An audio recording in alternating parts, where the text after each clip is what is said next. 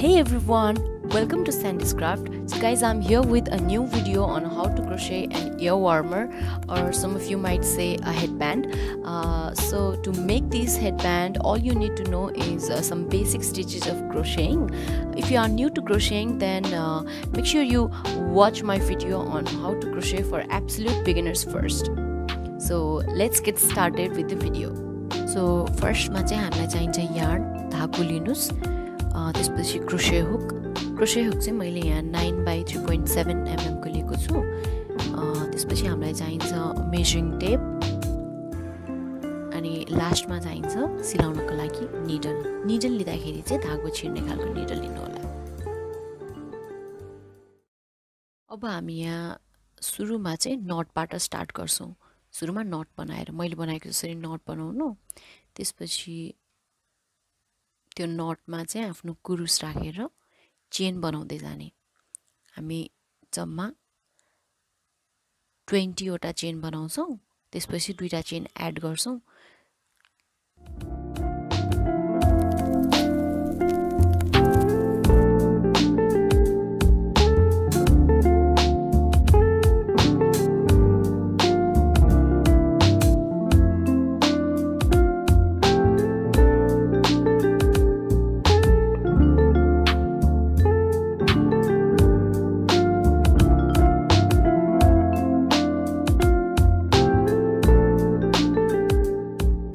चेन्सहरु बनाइसकेपछि चाहिँ हामीले थर्ड वाला चेनमा हाफ डबल क्रोशे बनाउँछौं। थर्ड वाला चेनमा हाफ डबल क्रोशे है। हाफ डबल क्रोशे बनाउन यदि आउँदैन भने चाहिँ यो माथिको लिंकमा क्लिक गरेर चाहिँ कसरी हाफ डबल क्रोशे बनाउने भनेर पनि सिक्न सक्नुहुन्छ। अब यसरी नै हामी इच चेनमा चाहिँ 1 हाफ डबल क्रोशे बनाउँदै जम्मा 20 वटा चेन्समा 20 वटा हाफ डबल क्रोशे बनाउँदै जान्छौं।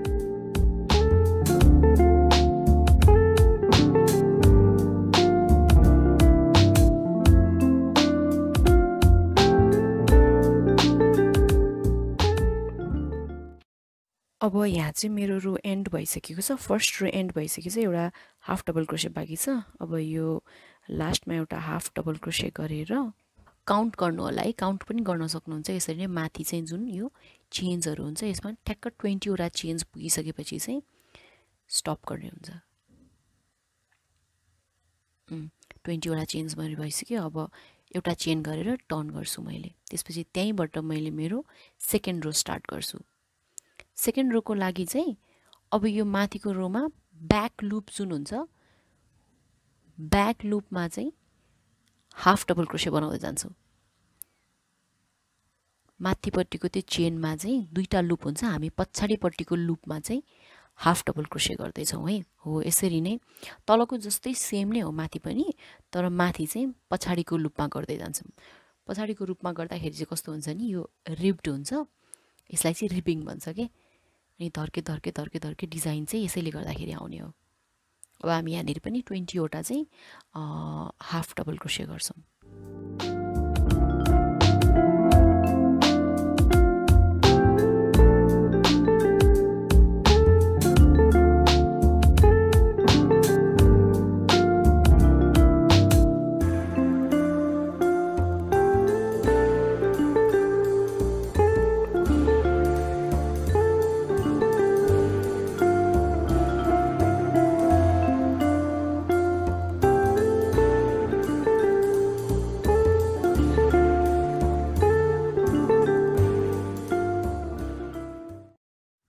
अब चाहिँ हाम्रो रो 2 पनि सकिसकेपछि चाहिँ लास्टमा चेन 1 गरेर टर्न गर्छौं हैन। टर्न गरिसकेपछि चाहिँ हाम्रो यो दुईटा रो सकिसकेपछि यस्तो देखिन थाल्छ, रिबिङ देखिन थालिहाल्छ। त्यसपछि चाहिँ हामीले अब यसलाई के गर्छौं भने थर्ड रो स्टार्ट गर्छौं। थर्ड रो स्टार्ट गर्दाखेरि पनि त्यही नै हो, हामीले सेकेन्ड रो जसरी गरिरहेछौं त्यसरी नै थर्ड रो रिपिट गर्छौं। ब्याक लूपमा हाफ डबल क्रोशे गर्दै जान्छौं।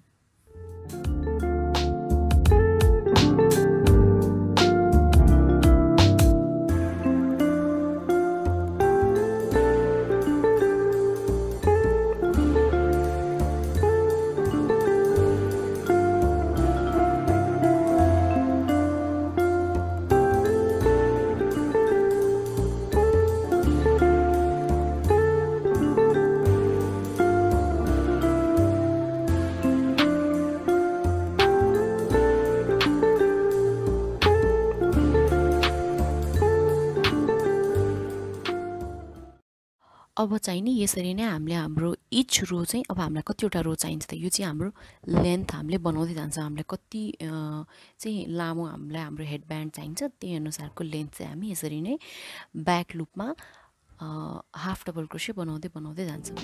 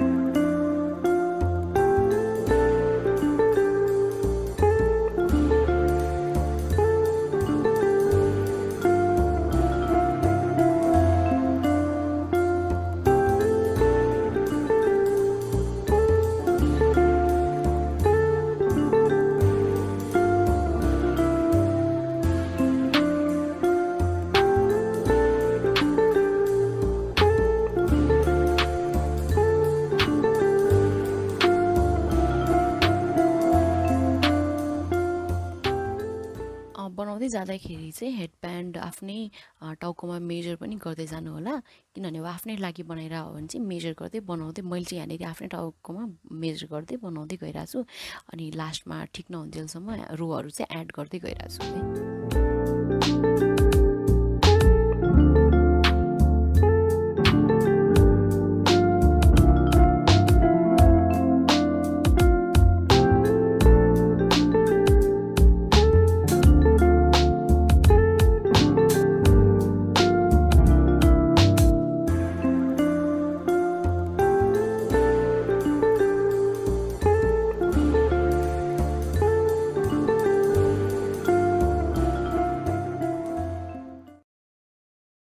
अब फाइनली चाहिँ मैले मेरो हेडब्यान्डको लेन्थ चाहिँ यति नै राख्ने विचार गरेँ।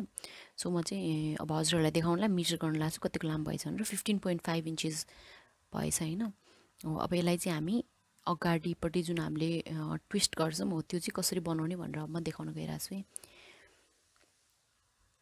चेन 1 गरेर आफ्नो हेडब्यान्ड अब एन्ड गरिदिँदा हुन्छ चेन 1 गर्ने अनि त्यसपछि त्यसलाई कट गरेर टाइट गरेर छोडिदिने होइन। अनि त्यसपछि त्यसैलाई चाहिँ कसरी ट्विस्टेड गर्ने भनेर चाहिँ म देखाउँछु।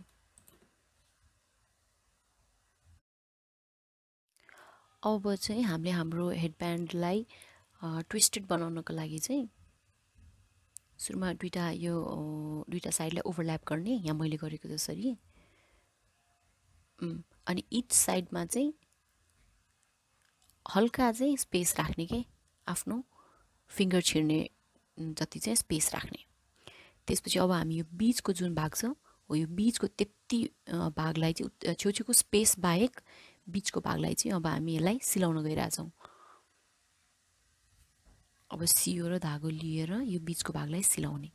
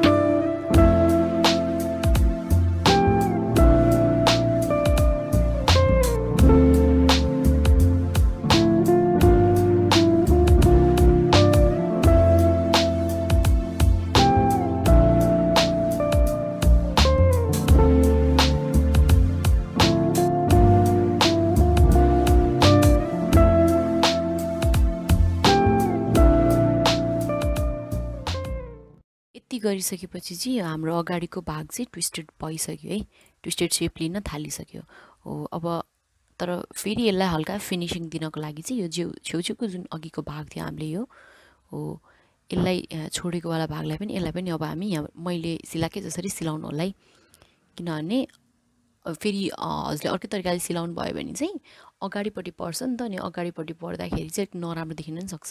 त्यही भएर यसरी मैले सिलाएको जसरी सिलाउनु भयो भने चाहिँ हल्का फ्ल्याटै बस्छ अनि धेरै भुक्क हुँदैन कि अगाडि। यो पार्ट पनि सिलाइसकेपछि चाहिँ जस राम्रो फिनिसिङ देखिन्छ तपाईँको हेडब्यान्डको।